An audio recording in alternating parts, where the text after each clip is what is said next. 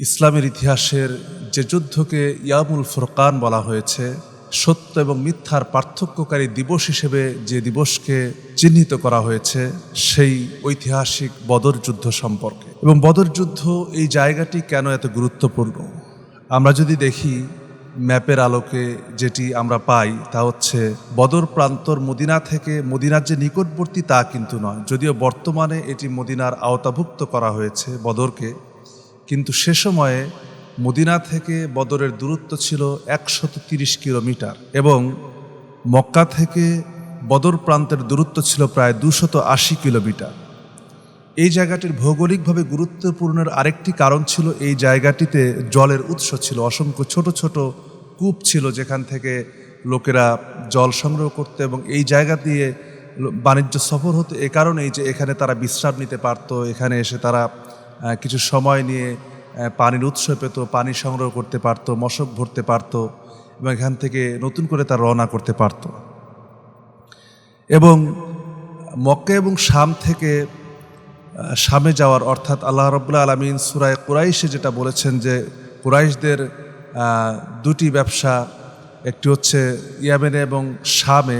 শাম হচ্ছে তাদের মূল বাণিজ্য কেন্দ্র ছিল, ইয়েমেনে তো মাত্র কিছুদিন তারা ব্যবসা করত, কিন্তু শামটা ছিল মূল বাণিজ্য কেন্দ্র। এবং এই বদর প্রান্তরটা ছিল মক্কা এবং শামের জংশন পয়েন্ট যদি আমরা বলি, যেমন আমাদের রেলওয়ে জংশন বলা হয়, বিভিন্ন পয়েন্টে সে একত্রিত হয়। তো বদর প্রান্তরটা ঠিক এরকম একটা জায়গা ছিল যেখানে একটা জংশন পয়েন্ট বলা যেতে পারে। এই যুদ্ধের মূল কারণ কি ছিল, আমরা কিছু কারণ বলতে পারি। তার মধ্যে এক নম্বর কারণ যেটি আসবে তা হচ্ছে মক্কার মুহাজিররা যারা হিজরত করে মদিনায় এসেছিলেন, তারা তো তাদের সর্বস্ব ত্যাগ করে, অর্থ সম্পদ সব কিছু ত্যাগ করেই মদিনা এসেছিলেন। এবং আমরা ইতিপূর্বের আলোচনায়, অর্থাৎ গতকালকের আলোচনায় আমরা জেনেছি যে জুল আশিরের যুদ্ধ যেটা হয়েছিল, যে অভিযান প্রেরণ করা হয়েছিল, সেই অভিযান কিন্তু আবু সুফিয়ানের যে বাহিনীকে আটকানোর জন্য, আবু সুফিয়ানের যে কাফেলাকে আটকানোর জন্য গিয়েছিল, এই কাফেলাটি কিন্তু পরিপূর্ণ প্রেরণ করার উদ্দেশ্যই ছিল এখান থেকে অর্থ সংগ্রহ করে সেটি মুসলমানদের বিরুদ্ধে বা ইসলামের বিরুদ্ধে, মুহাম্মদ ইসলামের বিরুদ্ধে এটিকে ব্যয় করা। এবং এই কাফেলাটি প্রত্যাবর্তন করছিল সেই সময়ে, এবং এই কাফেলাকে ধরা এবং তাদের বাণিজ্য কাফেলা থেকে নিজেদের সম্পদকে বুঝে নেওয়া এবং নিজেদের অধিকারকে ফিরিয়ে নেওয়াই ছিল এটির একমাত্র কারণ। আরেকটি কারণ হচ্ছে অর্থনৈতিক মেরুদণ্ডকে ভেঙে দেওয়া, যে তারা যদি বদর প্রান্তর এমন একটি প্রান্তর, সেখানে যদি তাদের বাণিজ্যিক রুটকে যদি বন্ধ করে দেওয়া যায়, তাদের এই হাইওয়ে অর্থাৎ রুটের যে হাইওয়েটাকে যদি বন্ধ করে দেওয়া যায়, তাহলে কুরাইশদের বাণিজ্য করতে অনেক প্রবলেমে পড়বে, সমস্যার সম্মুখীন হবে, এবং তার অর্থনৈতিকভাবে যদি তারা ক্ষতিগ্রস্ত হয়, তাহলে পরবর্তীতে মুসলমানদের উপরে আক্রমণ করতে তারা সাহস করবে না।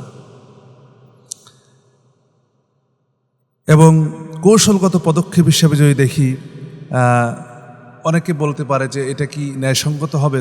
অবশ্যই এটি, যেহেতু মুসলমানদেরকে আটকানোর জন্যই তারা এই কাফেলা প্রেরণ করেছিল, এবং এই বাণিজ্য কাফেলার উদ্দেশ্যই ছিল মুসলমানদের তাদেরকে সম্মেলে উৎপাটন করা, এই অর্থ দিয়ে তাদের পিছনে ব্যয় করা, এজন্য তাদেরকে আটকানো এবং নিজেদের সম্পদকে পুনরুদ্ধার করা, এটা অবশ্যই ন্যায়সঙ্গত। এখানে এটি পরিকল্পিত কৌশল, এর মধ্যে কোনো সন্দেহ নাই। তো আমরা যদি দেখি আবু সুফিয়ানের সেই বাণিজ্য কাফেলা যখন শাম থেকে প্রত্যাবর্তন করছে, রাসূল করিম সাল্লাল্লাহু আলাইহি ওয়াসাল্লাম মদিনা থেকে 2 জন গোয়েন্দাকে পাঠালেন যে তুমি খোঁজ নাও যে তারা কোথায় বা কোন জায়গায় অবস্থান করছে বা কোন দিক দিয়ে যাচ্ছে, আমাদেরকে সেটা জানাবে। তো রাসূল করিম সাল্লাল্লাহু আলাইহি ওয়াসাল্লাম 2 জন গোয়েন্দা সাহাবীকে পাঠালেন। আল্লাহ রাসূলের একটি বৈশিষ্ট্য ছিল, তিনি যে কোনো কিছুর পূর্বে তিনি একবার নয় 2 বার 3 বার পর্যন্ত গোয়েন্দা পাঠাতেন এবং তাদের মাধ্যমে খোঁজ খবর নিতেন। এবং ইসলামের মদিনায় ইসলামের ভিত্তি গড়ে ওঠার পর থেকে রাসূল করিম সাল্লাল্লাহু আলাইহি ওয়াসাল্লাম একটি গোয়েন্দা সংস্থা ছাড়া যেমন একটি দেশ পুনর্গঠিত হতে পারে না, চলতে পারে না, চতুর্দিকে ষড়যন্ত্রের দিকে লক্ষ্য রাখতে পারে না, অনুরূপভাবে রাসূল করিম সাল্লাল্লাহু আলাইহি ওয়াসাল্লাম তিনিও কিন্তু একটি শক্তিশালী গোয়েন্দা বাহিনী প্রস্তুত করেছেন, গোয়েন্দা কাঠামো তৈরি করেছিলেন, যেন তিনি চতুর্দিকের ষড়যন্ত্রের খবরগুলি তিনি পান। এটি কিন্তু আমরা ধাপে ধাপে যখন এই মদিনার অবস্থাগুলি জানবো তখন দেখব যে আল্লাহ রাসূল কীভাবে করে প্রতিটি জায়গায় তিনি এই খবরগুলি সংগ্রহ করেছেন। তো আবু সুফিয়ানের কাফেলা যখন বিপুল পরিমাণ অর্থ নিয়ে এবং সম্পদ নিয়ে তারা ফিরছে, সে সময় আবু সুফিয়ানও কিন্তু অত্যন্ত সতর্কতার সহিত সে ফিরছিল এবং সে ভাবছিল যে না জানি বদরের আশেপাশে বা এই এলাকায় এসে মুহাম্মদ সাল্লাল্লাহু আলাইহি ওয়াসাল্লামের কোনো বাহিনী আমাদের উপর আক্রমণ করে কিনা, এই ভয়টা কিন্তু তার ভিতরেও ছিল। এবং সেই জায়গায় যখন আসার পরে আবু সুফিয়ান সেও গোয়েন্দা পাঠিয়ে দিল যে দেখো তো আশেপাশে কেউ আছে কিনা। আবু সুফিয়ান যখন গোয়েন্দা পাঠালো তখন দেখলো তারা এক জায়গায় যে একটু গোবর পেল এবং পাশে দুইটা উট বাঁধা দেখতে পেল, কিন্তু কোনো লোকজন ছিল না। আবু সুফিয়ান এসে বলল যে দেখি গোবরটা বের করো। তো উটের গোবর বের করে তারা আবু সুফিয়ান গোবরের ভিতরে খেজুরের বীজ দেখে সে বলল যে এটা অবশ্যই মদিনার উট হবে আর মুহাম্মদ সাল্লাল্লাহু আলাইহি ওয়াসাল্লাম এটাকে পাঠিয়েছেন, তাহলে আমাদেরকে এখন রুট পরিবর্তন করা লাগবে। এজন্য সে সেখান থেকে রুট পরিবর্তন করলো এবং সেখান থেকে সে অন্য পথে যাওয়া শুরু করলো। এবং এইখানে আসার পরে সে আবু সুফিয়ান যে কাজটা করে রুট পরিবর্তন করার আগে সে জমজম গিফারি, যাকে আবু সুফিয়ান সে মক্কায় পাঠিয়ে দেয় দ্রুত গতিসম্পন্ন একটা ঘোড়া নিয়ে, যে এটা নিয়ে যাও এবং মক্কায় যে খবর দাও যে আমাদের কাফেলা মুহাম্মাদের বাহিনীর শিকার, আমাদেরকে রক্ষা করার জন্য তোমরা এগিয়ে আসো এই কাফেলাকে। আর যেহেতু এই কাফেলার মধ্যে মক্কার প্রায় অধিকাংশ মানুষের সম্পদ এখানে সংরক্ষিত ছিল, এই জন্য আবু জেহেল সকলকে একত্রিত করলো। আর দমদম গিফারি যে কাজটা করলো, সে মক্কায় গিয়ে তার গায়ের জামা ছিঁড়ে ফেললো এবং উটের কান, ঘোড়ার কান কেটে দিল। এটার দ্বারা বোঝানো হয় যে কেউ যদি নিজের গায়ের জামা ছিঁড়ে চিৎকার দিয়ে ডাকতে থাকে, তখন এটা দ্বারা সকলে বুঝে না যে এটা খুব অতর্কিত সংবাদ এবং এটাকে জন্য দ্রুত প্রস্তুতি নিতে হবে এবং এটা গুরুতর একটা বিষয়। এবং সে এমনভাবে প্রচার করলো যে মুহাম্মদ সাল্লাল্লাহু আলাইহি ওয়াসাল্লাম বুঝে আক্রমণ করেই বসেছেন। অথচ এদিকে রাসূল করিম সাল্লাল্লাহু আলাইহি ওয়াসাল্লাম মাত্র মদিনা থেকে যে বের হয়েছেন, তিনি কিন্তু যুদ্ধের প্রস্তুতি নিয়ে বের হন নাই। আল্লাহ রাসূল ফজরের নামাজের পরে সাহাবীদেরকে বলছেন যে আমার সাথে এক জায়গায় যেতে হবে। কোথায় যেতে হবে, কোন দিকে যাবেন, এ ব্যাপারে কোনো কথা আল্লাহ রাসূল বলেন নাই, প্রকাশ করেন নাই। তো সেখানে কোনো বর্ণনায় 310 জন, কোনো বর্ণনায় 313 জন, এই 313 জন অথবা 310 জন সাহাবী নিয়ে মাত্র 70টা উট নিয়ে এবং মাত্র 2টা ঘোড়া নিয়ে তারা রওনা করেন আল্লাহ রাসূলের সঙ্গে। এবং আল্লাহ রাসূল যখন বদরের দিকে যান, তখন মদিনার দায়িত্বে দিয়ে যান আব্দুল্লাহ ইবনে উম্মে মাকতুম রাদিয়াল্লাহু তাআলা আনহুকে। তাকে মসজিদে নববীতে সালাত পড়ানোর দায়িত্ব দিয়ে যান। এবং আরেকটি বর্ণনা এসেছে যে আল্লাহ রাসূল কিছুদূর আগানোর পরে লুবাবা রাদিয়াল্লাহু তাআলা আনহুকে তাকে পাঠিয়েছিলেন মসজিদে নববীর দায়িত্ব পালন করার জন্য এবং রাসূলের জায়গায় প্রতিনিধিত্ব করার জন্য। তো আল্লাহ রাসূল এদিকে রওনা করেছেন, কিন্তু সেদিকে যে বিষয়টি হয়, আবু জেহেল সে তার প্রায় 1000 বাহিনী জোগাড় করে সে মক্কা থেকে রওনা করেছে। বদরের কাছাকাছি আসার পরে আবু সুফিয়ান তাকে খবর পাঠালো যে আমরা আরেকটি দূতের মাধ্যমে খবর পাঠাবো যে আমরা নিরাপদে বদর অতিক্রম করেছি, তোমরা ফিরে যেতে পারো। তা আবু সুফিয়ানের পত্র পাওয়ার পরে আবু জেহেল বলল যে না, আমরা কোনোভাবেই ফিরে যেতে পারি না। এবং তাদের মধ্যে সে উতবা ছিল। উতবা শান্তি প্রস্তাব দিল যে যেহেতু তারাও আমাদের ভাই এবং তাদের সঙ্গে যেহেতু আমাদের কাফেলা নিরাপদ হয়েছে, সুতরাং আমাদের তো তাদের সঙ্গে যুদ্ধ করার কোনো প্রয়োজন নাই। আবু জেহেল তখন উতবাকে বলল যে ও তোমার সন্তান মুসলমানদের মধ্যে আছে, অর্থাৎ উতবার সন্তান হুযায়ফা রাদিয়াল্লাহু তাআলা আনহু, তিনি তো অনেক আগে ইসলাম গ্রহণ করেছিলেন। এজন্য আবু জেহেল তাকে কটাক্ষ করে বলল যে নিজের সন্তানকে হারানোর ভয়ে উতবা এমন কথা বলছে। এবং লক্ষ্য চূড়ান্ত হলো যে তারা মুসলমানদের বিরুদ্ধে লড়াই করবে। রাসূল করিম সাল্লাল্লাহু আলাইহি ওয়াসাল্লাম যখন বের হলেন, কিছু দূর যাওয়ার পরে তিনি আনসার এবং মুহাজিরদের মধ্যে সকলের মতামত, যুদ্ধ যখন চূড়ান্ত পর্যায়ে বুঝতে পারলেন যে যুদ্ধ তো হবেই দু পক্ষের মধ্যে, এখন এই যুদ্ধে যেহেতু মুহাজির আনসারদের কাছ থেকে বা মদিনার যারা আনসার ছিলেন, আল্লাহ রসুল তো তাদের কাছ থেকে বায়াত নিয়েছেন শুধুমাত্র এ কারণে যে মদিনার ভিতরে থাকলে পরে তারা আল্লাহ রসুলকে প্রোটেক্ট করবে বা রক্ষা করবে, কিন্তু যেহেতু মদিনার বাইরে চলে এসেছেন, এখন তাদের কাছ থেকে পরামর্শ না নিয়ে তো সরাসরি তাদের সঙ্গে যুদ্ধে লিপ্ত হওয়া যায় না। এজন্য রাসূল করিম সাল্লাল্লাহু আলাইহি ওয়াসাল্লাম সাহাবীদেরকে নিয়ে বসলেন এক জায়গায় যেয়ে পথিমধ্যে, এবং তাদের কাছে পরামর্শ চাইলেন যে তোমরা আমাকে পরামর্শ দাও যে আমরা কি করতে পারি। সে সময় হযরত আবু বকর রাদিয়াল্লাহু তাআলা আনহু, হযরত ওমর রাদিয়াল্লাহু তাআলা আনহু, এছাড়া হযরত মিকদাদ রাদিয়াল্লাহু তাআলা আনহু, তারা সকলেই পরামর্শ দিলেন, কিন্তু সকলেই ছিলেন মুহাজির সাহাবী। কিন্তু আল্লাহ রসুল এটাতে সন্তুষ্ট হতে পারলেন না। তো রাসূল করিম সাল্লাল্লাহু আলাইহি ওয়াসাল্লাম আবার বললেন যে তোমরা আমাকে পরামর্শ দাও যে আমরা কি করতে পারি। তো এমন সময় সাদ ইবনে মুআজ, যিনি আনসারী সাহাবী ছিলেন, সাদ ইবনে মুআজ দাঁড়িয়ে বললেন, ইয়া রাসূলুল্লাহ, আমি বুঝতে পেরেছি যে আপনি আমাদের প্রতি ইঙ্গিত করেছেন, অর্থাৎ আনসারদের প্রতি ইঙ্গিত করেছেন যে আমাদের মতামত কি বা আমাদের চিন্তাভাবনা কি, যে আমরা কি এই যুদ্ধে যেতে চাই কি চাই না। তো সাদ ইবনে মুআজ তখন বলেন, হে আল্লাহর রাসূল, আপনি যা নির্দেশ করবেন তা আমরা অবশ্যই অক্ষরে অক্ষরে পালন করব। এমনকি আপনি যদি আমাদেরকে নিয়ে সমুদ্রেও ঝাঁপ দেন, আর আমরা যদি সাঁতার নাও জানি, তবু আপনার সঙ্গে সমুদ্রে ঝাঁপ দেওয়ার জন্য প্রস্তুত আছি।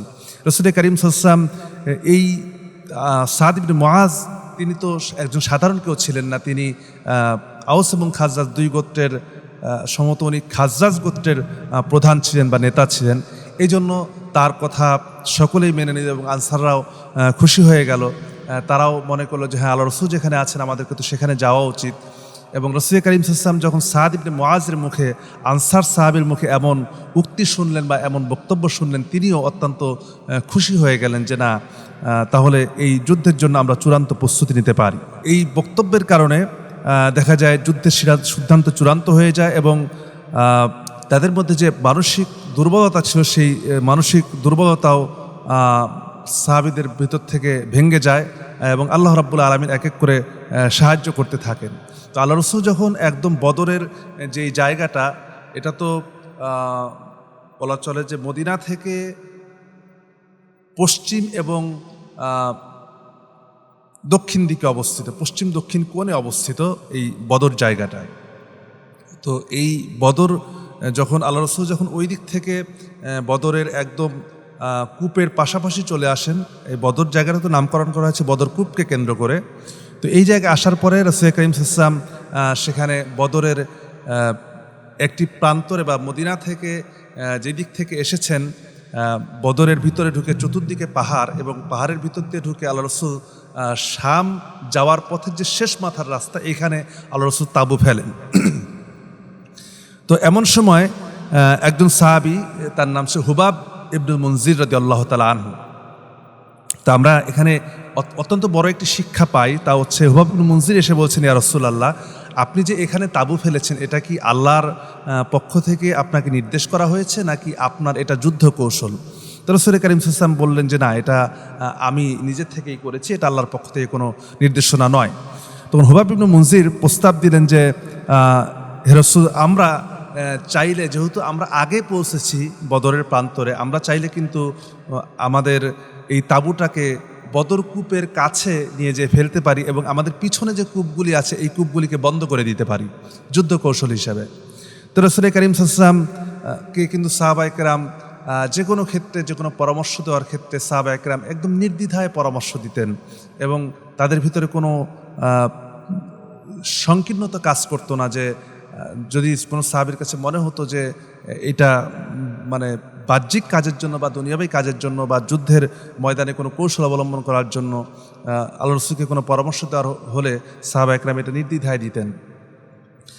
তো রাসূল করিম সাল্লাল্লাহু আলাইহি ওয়াসাল্লাম তার প্রস্তাব গ্রহণ করলেন, এবং প্রস্তাব গ্রহণ করে বদর কূপ থেকে একদম পাশাপাশি জায়গায় তিনি তাঁবু, মুসলমানদের তাঁবুটা আগায় নিয়ে আসলেন, এবং পিছনের যত কূপ ছিল এই কূপগুলিকে কংকর দ্বারা, মাটি দ্বারা বন্ধ করে দিয়ে সেই কূপগুলি থেকে পানি উঠিয়ে নিয়ে এসে মুসলমানদের যে তাঁবু, এই তাঁবুর পাশে যে বদর কূপটা ছিল এই কূপের মধ্যে, বা বর্ণনায় এসেছে যে এটা বদর কূপ বা এই কূপের নামে যে বদর কূপ সেটা না, পাশাপাশি যে কূপটা ছিল এই কূপের মধ্যে আল্লাহ রাসূল সমস্ত পানিগুলিকে সংগ্রহ করে রাখেন। এতে করে দুইটা সুবিধা হয়। একটি মুসলমানদের সুবিধা হয় যে যুদ্ধের ময়দানে যখন তারা পিপাসার্ত হবেন, যদিও রমজান মাস ছিল, আল্লাহ রসুল সাল্লাম কিন্তু 17 রমজান যখন যুদ্ধ শুরু হয়, যুদ্ধটা কিন্তু খুব বেশি সময় হয়নি। যদি আমরা ইতিহাস দেখি বা পর্যালোচনা করি, তাহলে যদি আমাদের সময় ধরি, তাহলে এটা সর্বোচ্চ 4 থেকে 5 ঘন্টা বা 3 থেকে 4 ঘন্টার মতো এই যুদ্ধটা হয়েছিল। এর মধ্যে আল্লাহ রাব্বুল আলামিন মুসলমানদেরকে বিজয় দান করেছিলেন। তো এখানে সুবিধার দিকটা যেটা হয় সেটা হচ্ছে যে এই পানিগুলি মুসলমানদের আয়ত্তে থাকার কারণে তারা নির্দ্বিধায় পানি পান করতে পারে এবং একে মরুভূমির প্রচণ্ড তাপ, প্রচণ্ড রৌদ্রের মধ্যে আল্লাহ রসুল সাহাবীদেরকে রোজা ভাঙ্গার জন্য নির্দেশনা দিলেন। তারা সিয়াম ভাঙলেন এবং পানি পান করলেন, নিজের শরীরে শক্তি সঞ্চয় করলেন। আর অপরদিকে প্রতিপক্ষের তাদের কাছে কিন্তু কোনো পানি ছিল না। পানি না থাকার কারণে তারা কিন্তু এমনি স্বাভাবিকভাবে প্রথম দিকেই দুর্বল হয়ে যায়। তো এখান থেকে একটি বড় শিক্ষা হচ্ছে যে আমাদেরকে বা মুসলমানদেরকে আগে কৌশল অবলম্বন করতে হবে, তারপরে আল্লাহর উপরে ভরসা করতে হবে। এখন আমি কোনো কৌশল অবলম্বন করলাম না, আল্লাহর উপরে ভরসা করে বসে থাকলাম, তা না। যে আল্লাহ রাসূল বলছেন আগে উট বাঁধো, তারপরে আল্লাহর উপরে ভরসা করো। তো ইসলামের প্রতিটি যুদ্ধের ক্ষেত্রে রাসূল সাল্লাল্লাহু আলাইহি ওয়াসাল্লাম এবং সাহাবা ইকরাম যে পরামর্শগুলি দিয়েছেন, এই কৌশলগুলি অবলম্বন করেছেন। প্রত্যেকটি কৌশল ছিল কিন্তু অথেন্টিক এবং নিত্য নতুন কৌশল। এছাড়াও সাদ ইবনে মুআজ রাদিয়াল্লাহু তাআলা আনহু আল্লাহ রসুলকে প্রস্তাব দিলেন, ইয়া রাসূলুল্লাহ, আমরা কি আপনার জন্য একটি উঁচু জায়গায় আপনার জন্য একটা ছাউনি নির্মাণ করতে পারি, যেখান থেকে আপনি নিরাপদে থাকবেন এবং সেখান থেকে সকলকে দিক নির্দেশনা দিতে পারবেন, যে এবং সকলকে দেখতে পাবেন, আপনি সেখান থেকে যুদ্ধ পরিচালনা করতে পারবেন। তো রাসূল আকরাম সাল্লাল্লাহু আলাইহি ওয়াসাল্লাম তিনি অনুমতি দিলেন এবং আল্লাহ রসুলের জন্য একটি সুন্দর করে একটি ছাউনি নির্মাণ করা হলো। যেখানে ছাউনি নির্মাণ করা হয়েছিল সেখানে কিন্তু বর্তমানে বদর প্রান্তরে একটি মসজিদ রয়েছে, যেটি বদরের এটা উত্তর দিকে অবস্থিত। তো এই জায়গায় আল্লাহ রসুল অবস্থান করলেন। রাসূল আকরাম সাল্লাল্লাহু আলাইহি ওয়াসাল্লাম সেখান থেকেই সমস্ত যুদ্ধের কলাকৌশল এবং নির্দেশনা দিয়েছেন এবং শেষ পর্যন্ত কিন্তু আল্লাহ রসুল তিনি নিজেও সরাসরি যুদ্ধে অংশগ্রহণ করেছেন, সেটা আমরা সামনে আসব।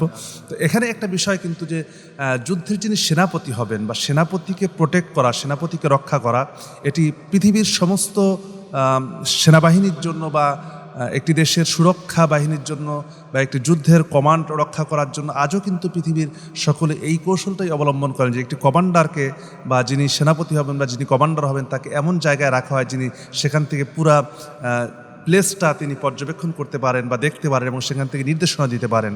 এখন তো আধুনিক যুগ হয়েছে, আধুনিক যুগে তারা হয়তো ওয়্যারলেসের মাধ্যমে বিভিন্নভাবে এমন জায়গায় অবস্থান করেন যেন তার একদিকে নিরাপত্তা রক্ষা হয়, বাংকারে অবস্থান করে তিনি নির্দেশনা দিচ্ছেন এবং তার সুরক্ষা রক্ষা করছেন, আবার সৈন্যদিকে নির্দেশনা দিচ্ছেন যেন কমান্ডারে কিছু না হয়।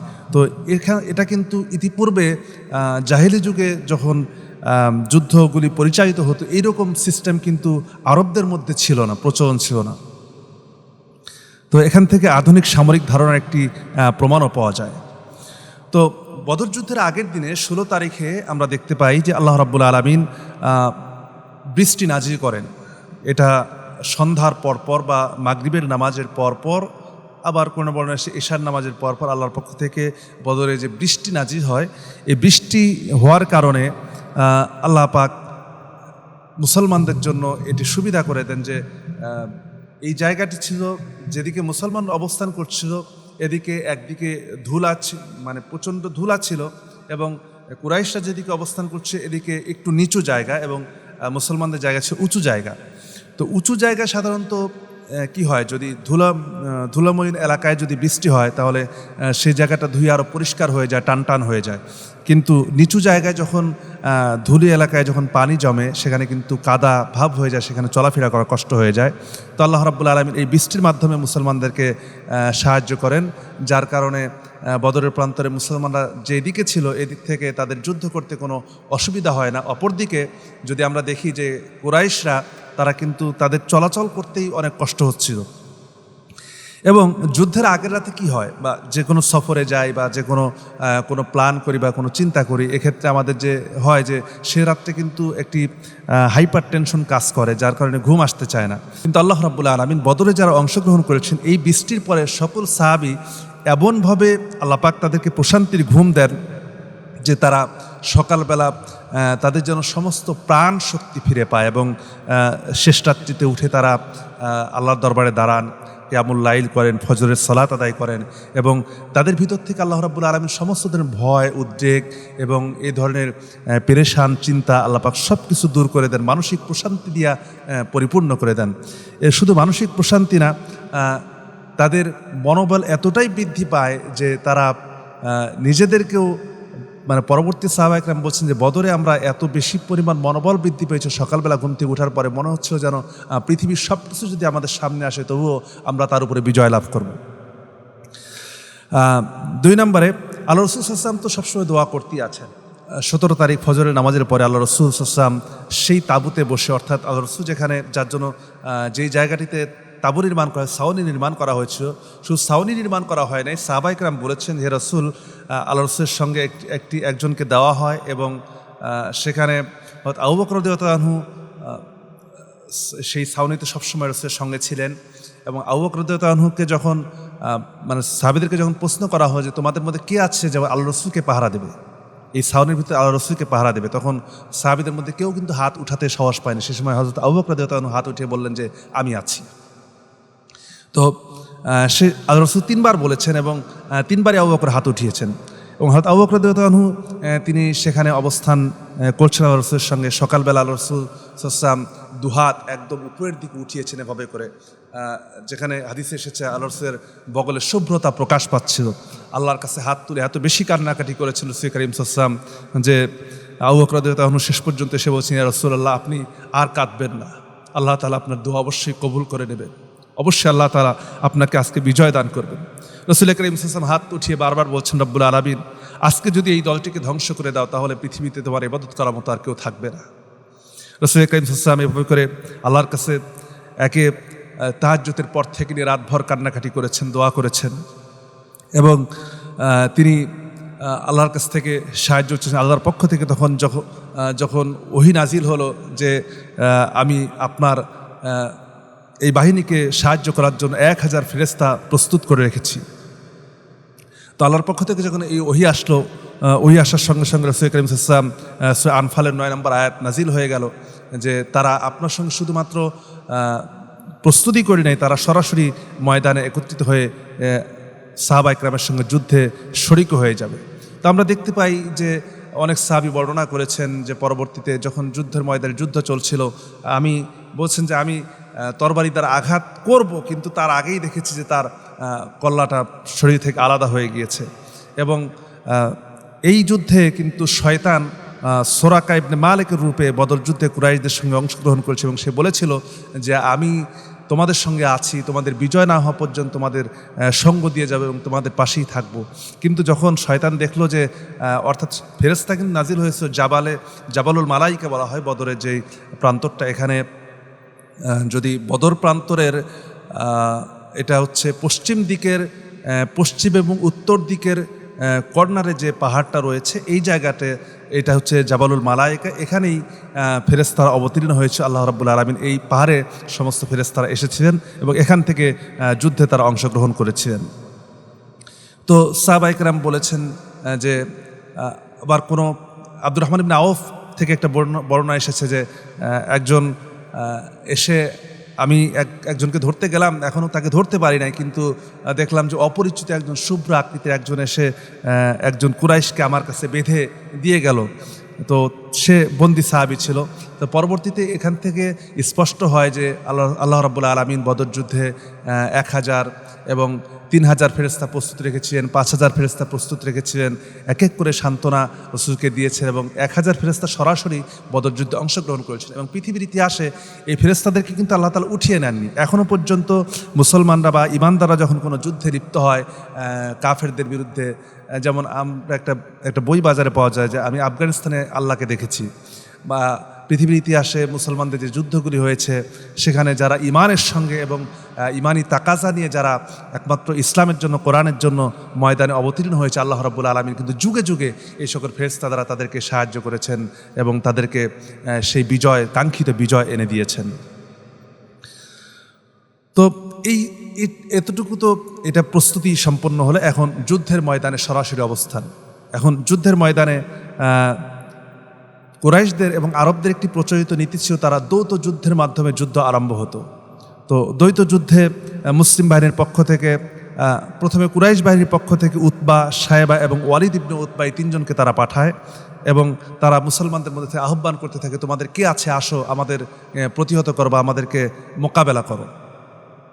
তো তারা এসে ময়দানে সরাসরি মুসলমানদেরকে বলতে থাকে, কে আছো আমাদের মোকাবেলা করার জন্য আসো। এবং তারা ছিল কিন্তু কুরাইশদের সবচেয়ে বড় বীর, তাদেরকে বলা হতো যে এদের সামনে সাধারণত কেউ টিকতে পারতো না।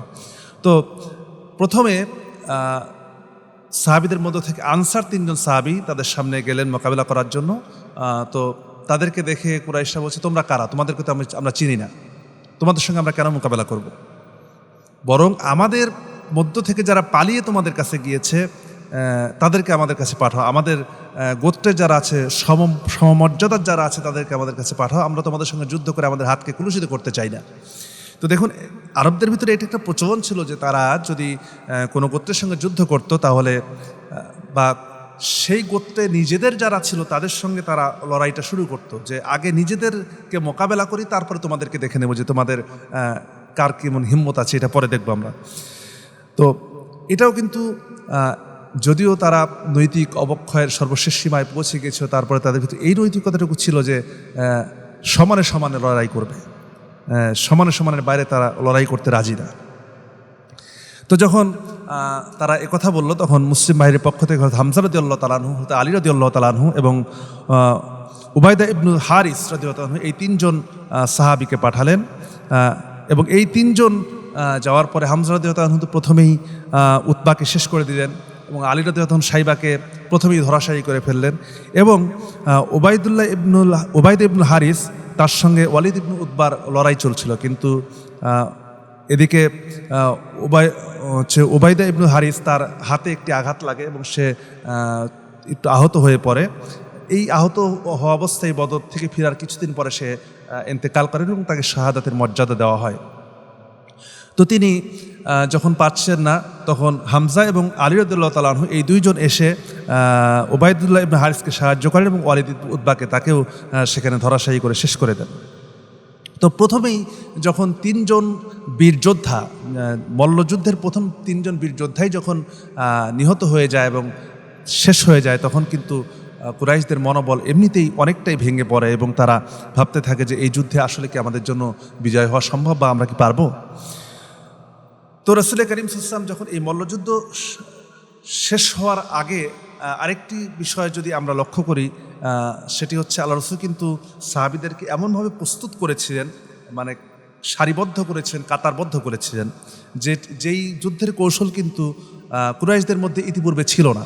আল্লাহ রাসূল সাল্লাল্লাহু আলাইহি ওয়াসাল্লাম যেমন কোরআনে আল্লাহ তাআলা বলছেন, ফি সাবিলিহি সাফফান কাআন্নাহুম বুনিয়ানুম মারসুস, সীসা ঢালা প্রাচীরের মতো তারা সারিবদ্ধ হয়েছিলেন। তো আল্লাহ রাসূল প্রথম দিকে একটা সারি রাখলেন, তার পিছনে একটা সারি রাখলেন, তার পিছনে আরেকটা সারি রাখলেন এবং পিছনে তাদেরকে বললেন যে তোমরা যখন সামনের থেকে কেউ আসবে তখন তাদেরকে তোমরা তীর দ্বারা প্রতিহত করবে, তীরন্দাজদেরকে পিছনে রাখেন এবং সামনে যারা থাকবে তারা সরাসরি মোকাবেলা করবে। তো এই মল্লযুদ্ধ শেষ হওয়ার পরে রাসূল করিম সাল্লাল্লাহু আলাইহি ওয়াসাল্লাম তিনি যখন অর্থাৎ তার যে ছাউনি থেকে আল্লাহ রাসূল সরাসরি যুদ্ধের ময়দানে অংশগ্রহণ করলেন। সাধারণত দেখা যায় যে কমান্ডার কিন্তু যুদ্ধের ময়দানে অংশগ্রহণ করেন না, কিন্তু আবু জাহেলও কিন্তু শুরুর দিকে এই যুদ্ধে অংশগ্রহণ করেনি, সে কিন্তু সাইডে ছিল এবং পিছন থেকে নেতৃত্ব দিচ্ছিল। তো আল্লাহ রাসূল সাল্লাল্লাহু আলাইহি ওয়াসাল্লাম প্রথম দিকে মল্লযুদ্ধ চলাকালীন পর্যন্ত তিনি পিছন থেকে নেতৃত্ব দিয়েছেন, কিন্তু যখনই মূল যুদ্ধ শুরু হয়েছে তখনই আল্লাহ রাসূল সাল্লাল্লাহু আলাইহি ওয়াসাল্লাম তখন তিনি নিজে সরাসরি ময়দানে আসলেন এবং তিনি প্রথমে এসে যেটা করলেন, তিনি আল্লাহ রাসূল সাল্লাল্লাহু আলাইহি ওয়াসাল্লাম হাতের মধ্যে এক মুষ্টি বালি নিয়ে অথবা এক মুষ্টি মাটি নিয়ে শাহওয়াতুল ওয়াজু পরে তিনি দব করে কুরাইশদের দিকে নিক্ষেপ করে দিলেন এবং এটার দ্বারা সাহাবা একরাম বুঝলেন যে না, আমাদের এখন আক্রমণ করার সময় হয়েছে। এটা একদিকে ছিল ইশারা, সাহাবীদেরকে ইশারা দেওয়া যে তোমরা এখন আক্রমণের জন্য পরিপূর্ণ প্রস্তুতি নিয়ে নাও। আরেকদিকে এই শাহওয়াতুল ওয়াজু পড়ার কারণে আল্লাহ রাসূল সাল্লাল্লাহু আলাইহি ওয়াসাল্লাম যখন এই দম করে মাটিগুলি ছেড়ে দিলেন, এটা কিন্তু আমরা হিজরতেও দেখেছি যে আল্লাহ রাসূল যখন ঘর থেকে বের হচ্ছেন তখন মাটি দম করে ছেড়েছেন। আবার এটা কিন্তু হুনায়নেও ঘটেছে। তো আল্লাহ রাব্বুল আলামিন বলছেন আমার রমাইতে ঈদ রমাইতে বলা কিন্নাল্লাহ রমা, যে হে নবী আপনি নিক্ষেপ করেন নাই, আপনি যখন নিক্ষেপ করেছিলেন এই বালিকণাগুলি কিন্তু আমি আল্লাহ তাআলা পৌঁছে দিয়েছিলাম। তো আল্লাহ রাসূল যখন মাটি নিক্ষেপ করলেন, স্বাভাবিকভাবে কিছুক্ষণ সময়ের জন্য কুরাইশদের ভিতরে একটা ঘোর সৃষ্টি হলো। তারা কোনো কিছু আস করতে পারলো না, আন্দাজ করতে পারলো না যে তাদের উপরে কি হচ্ছে। এবং মুসলিম বাহিনী এত সুশৃঙ্খল আক্রমণ করলো যে এক এক করে কুরাইশরা বা মুশরিকরা তারা ধরাশায়ী হতে লাগলো। এই যুদ্ধের সবচেয়ে টার্নিং পয়েন্ট হচ্ছে, সবচেয়ে গুরুত্বপূর্ণ বিষয় হচ্ছে যে এই যুদ্ধে কুরাইশদের অধিকাংশ নেতা, অর্থাৎ প্রথম সারির যত নেতা ছিল সমস্ত নেতাই কিন্তু তারা নিহত হয়েছিল এবং জাহান্নামী হয়েছিল। তো এই আবু জেহেল কিন্তু মক্কার প্রথম দিকে মানে নেতা ছিল না। এখানে একটা বিষয় যে আবু জেহেল আগে যে নেতা ছিল যে ওয়ালিদ ইবনে মুগীরা, সে নেতা ছিল। তো ওয়ালিদ ইবনে মুগীরা ইন্তেকালের পরে এখানে কিন্তু এই আবু জেহেল নেতৃত্বে চলে আসে এবং এই যুদ্ধের পিছনে কিন্তু তার মূল টার্গেট এটাই ছিল যে আমরা তো কখনো নেতৃত্বের মূল আসনে বসতে পারিনি, যেহেতু একবার সুযোগ পাইছি তাহলে আমরা দেখাই দিব মুসলমানদের উপর বিজয় অর্জন করে এমন কিছু করব যেন আমাদের এই নামটা চিরকাল পর্যন্ত থেকে যায়। কিন্তু আল্লাহ রাব্বুল আলামিন এই যুদ্ধে আবু জেহেলের পতন ঘটান এবং পতন ঘটান দুইজন আনসারি তরুণ সাহাবীর মাধ্যমে। যদিও আমাদের দেশে ওই দুই ভাইয়ের ভিতরে প্রতিযোগিতা হয়েছিল, এই ধরনের কিছু রেওয়াজ রসম প্রচলিত আছে, তবে এরকম কোনো বর্ণনা পাওয়া যায়নি। তবে এরকম একটা বর্ণনা পাওয়া যায় কিন্তু উহুদ যুদ্ধের ক্ষেত্রে রাফি বিন খাদিজ এবং জুনদুব বিন সামরা এই দুইজনের মধ্যে প্রতিযোগিতা হয়েছিল, কুস্তি হয়েছিল যুদ্ধে যাওয়ার জন্য। কিন্তু মাআজ এবং মুআওয়াজের মধ্যে যে কুস্তি হয়েছে এরকম কোনো বর্ণনা ইতিহাস থেকে এখনো পর্যন্ত পাওয়া যায় না, তবে উহুদ যুদ্ধের ক্ষেত্রে এটা পাওয়া যায়। তো তরুণ আনসার সাহাবী মাআজ এবং মুআওয়াজ তারা দুইজন, আব্দুর রহমান ইবনে আউফ বলছেন যে তারা যখন আমার পাশে এসে দাঁড়ালো আমার খুব মনে মনে খারাপ লাগলো যে এই তরুণ একদম অল্প বয়স্ক এই দুজন এসে আমার পাশে দাঁড়িয়েছে, যদি একটু ভারী বা যুবক থাকতো তাহলে আমার কাছে কতই না ভালো লাগতো, তাদের সঙ্গে যুদ্ধ করে আমি মজা পেতাম। কিন্তু তারা যখন আমাকে এসে বলল যে চাচা আমরা তো আবু জেহেলকে চিনি না, আপনি কি একটু আবু জেহেলকে দেখাই দেবেন। তো আবু জেহেল সেই সময়ে যখন কুরাইশটা প্রায় ছত্রভঙ্গ হওয়ার মতো অবস্থা, সেই সময় আবু জেহেল এই কুরাইশদেরকে প্রস্তুত করার জন্য এবং তাদের মনোবল চাঙ্গা করার জন্য আবু জেহেল চতুর্দিকে চক্কর দিচ্ছিল, চতুর্দিকে ঘুরছিল যে তাদের কুরাইশদের মনোবল কীভাবে বৃদ্ধি করা যায় এবং তাদেরকে আবার যুদ্ধের দিকে ফিরিয়ে নেওয়া যায়। তো এই কাজ যখন করছিল এতক্ষণ পর্যন্ত কিন্তু আবু জেহেল ভিতরেই ছিল। ওই সময় আসার পরে সে যখন কুরাইশদেরকে বিভিন্ন কবিতা পড়ে বিভিন্ন কথা বলে তাদেরকে উৎসাহ দিচ্ছে, সেই সময় আব্দুর রহমান আউফ বললেন যে তোমরা আবু জেহেলকে কেন খুঁজছো? তো তারা বলল যে আমরা শুনেছি সেই ছোট্টবেলা থেকেই যে আল্লাহ রাসূল সাল্লাল্লাহু আলাইহি ওয়াসাল্লামকে সবচেয়ে বেশি কষ্ট দিয়েছে আবু জেহেল, এই জন্য আমরা চাই, আমরা বাড়ি থেকে নিয়ত করেই বের হয়েছি যে আমরা আবু জেহেলকে খতম করব, হত্যা করব। তো মাআজ এবং মুআওয়াজকে যখন আবু জেহেলকে দেখিয়ে দেওয়া হলো, দুজন যে অতর্কিত আক্রমণ করলেন আবু জেহেলের উপরে, তো এমন সময় মুআওয়াজ সে আঘাতপ্রাপ্ত হয়েছিল। ইকরামা ইবনে আবু জেহেলের সন্তান এসে মুআওয়াজকে আঘাত করেছিল এবং তার ডান হাতটি কেটে ঝুলতে থাকে। এমন সময় সে যন্ত্রণা, তার যুদ্ধ করতে কষ্ট হয় বলে ডান হাতটি পায়ের নিচে চেপে ধরে সে হাতটির ওই বাঁধনটুকু ছিঁড়ে ফেলে এবং শেষ পর্যন্ত সে যুদ্ধ চালিয়ে যায়। তো তারা দুইজন মিলে যখন আবু জেহেলকে ফেলে দেওয়ার পরে আব্দুল্লাহ ইবনে মাসউদ রাদিয়াল্লাহু তাআলা আনহু তিনি তখন সেখানে যান এবং আবু জেহেলের মাথাকে কর্তন করেন। তিনি হচ্ছেন আব্দুল্লাহ ইবনে মাসউদ রাদিয়াল্লাহু তাআলা আনহু। এখানে একটি বিষয় হচ্ছে যে আব্দুল্লাহ ইবনে মাসউদকে আমরা ইতিপূর্বে শুনেছি মাক্কি জীবনে যখন আব্দুল্লাহ ইবনে মাসউদ অর্থাৎ কাবার সামনে যে যখন কোরআনে কারীম তিলাওয়াত করছিল সে সময় কিন্তু আব্দুল্লাহ ইবনে মাসউদকে এই আবু জেহেল খুব কষ্ট দিয়েছিল এবং তাকে চর মেরেছিল। এই জন্য আল্লাহ রাব্বুল আলামিন আব্দুল্লাহ ইবনে মাসউদের মাধ্যমেই আবু জেহেলকে কর্তন করান এবং তাকে নিহত করার, হত্যা করান। তা আবু জেহেলকে যখন আব্দুল্লাহ ইবনে মাসউদ যখন গলা কাটবে প্রস্তুতি নিয়েছে, বুকের উপরে বসেছে, তখন আবু জেহেল বলছে যে আমার যদি মৃত্যু তোর মতো একজন রাখালের কাছে না হতো তাহলে কতই না ভালো হতো। তার মানে তখনও তার অহংকার যায় না, মৃত্যুবরণ করছে, সে নিহত হবে, তখনও বলছে যে তোর মতো রাখালের হাতে যদি আমার মৃত্যু না হতো। তো তাদের ভিতরে এই ধরনের অবস্থা বা এই ধরনের চিন্তা বিরাজ করছিল। তো এখানে একদিকে প্রধান নেতাদের মধ্যে উতবা ইবনে রাবিয়া, সাইবা ইবনে রাবিয়া, উমাইয়া ইবনে খালফ সহ আরও যারা ছিল প্রায় সকলেরই তো পতন হয়ে যায়। আল্লাহ রাব্বুল আলামিন মুসলমানদেরকে বিজয় দান করেন এবং ৭০ জন কুরাইশদের মধ্যে ৭০ জন তারা নিহত হয় এবং তারা দুনিয়া থেকে চলে যায় এবং ৭০ জন মুসলমানদের হাতে বন্দী হন সর্বশেষ ফলাফল হিসাবে। এবং এই যুদ্ধে কিন্তু মুসলমানদেরও ১৪ জন মুসলমান যারা শাহাদাত বরণ করেছিলেন এবং ইসলামের জন্য জীবন উৎসর্গ করেছিলেন, ইসলামের জন্য তারা জীবন বিলিয়ে দিয়েছেন, আল্লাহ রাব্বুল আলামিনের দরবারে শাহাদাতের মর্যাদা লাভ করেছেন। এই ১৪ জন সাহাবীকে আল্লাহ রাব্বুল আলামিন সেই মর্যাদায় ভূষিত করেছেন। তো এই যুদ্ধের মোটামুটি সামারাইজ আমরা যতটুকু বললাম, এখান থেকে কিন্তু আমাদের অনেকগুলি আমরা কথার ফাঁকে ফাঁকে শিক্ষাগুলি বলেছি যে আমাদের বর্তমান প্রেক্ষাপটের শিক্ষাগুলি কিন্তু আমরা তুলে ধরেছি। এই শিক্ষাগুলি যেন আমরা বাস্তব জীবনে একটি ইসলামী দল হিসাবে, একটি ইসলামী প্রতিষ্ঠার মনোভাব হিসাবে বা একটি ইসলামী দলের ভিতরে কি কি বৈশিষ্ট্য থাকা দরকার এবং মনোভাব কেমন হওয়া দরকার, এই বিষয়গুলি কিন্তু অনেকটাই চলে এসেছে। আমরা কিন্তু আস্তে আস্তে আরও অনেক বিষয় সামনে আসবে। তো আল্লাহ রাব্বুল আলামিন এগুলি আমাদেরকে বোঝার এবং বাস্তব জীবনে গ্রহণ করার তৌফিক দান করুক। আল্লাহুম্মা আমিন। ওয়া আখিরু দাওয়ানা আলহামদুলিল্লাহি রাব্বিল আলামিন। আসসালামু আলাইকুম ওয়া রাহমাতুল্লাহ।